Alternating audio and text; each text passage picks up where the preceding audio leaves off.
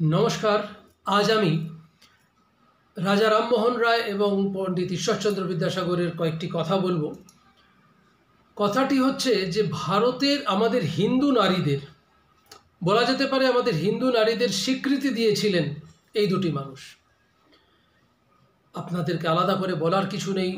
রাজা রামমোহন রায় বাল্যবিবাহ থেকে শুরু করে বহুবিবাহ, এমনকি সতীদাহের মতো এরকম কুপ্রথাগুলোকে বন্ধ করেছিলেন। পণ্ডিত ঈশ্বরচন্দ্র বিদ্যাসাগরের কথা আপনারা জানেন যে বাল্য বিধবা পুনর্বিবাহ, হিন্দু বাল্য বিধবা পুনর্বিবাহ তার হাত ধরেই এসেছিল।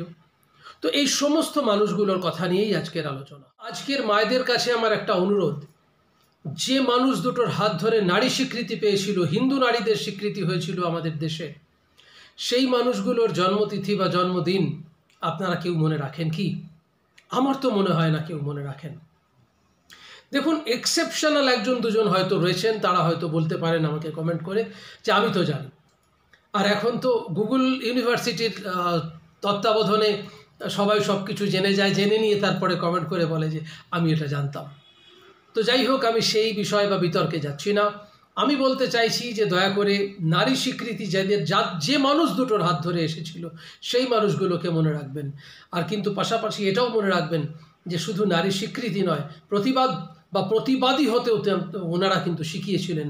আপনারা কিন্তু অনেক কিছু মেনে নেন মুখ বন্ধ করে বা মানিয়ে নেন।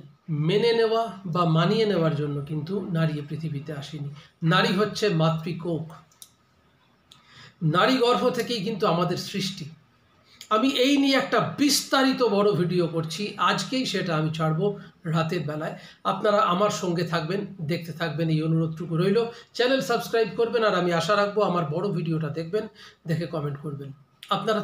আপনারা কিন্তু দেখেন না কেউ বড় ভিডিও, এটা অনুরোধ রইল দেখার জন্য। কারণ আপনারা যারা নারী স্বীকৃতি কারা দিয়েছিল, কিভাবে দিয়েছিল, কত সালে দিয়েছিল, সেগুলো তো আপনাদের জানা উচিত। দেখতে থাকুন, সঙ্গে থাকুন। নমস্কার নেবেন।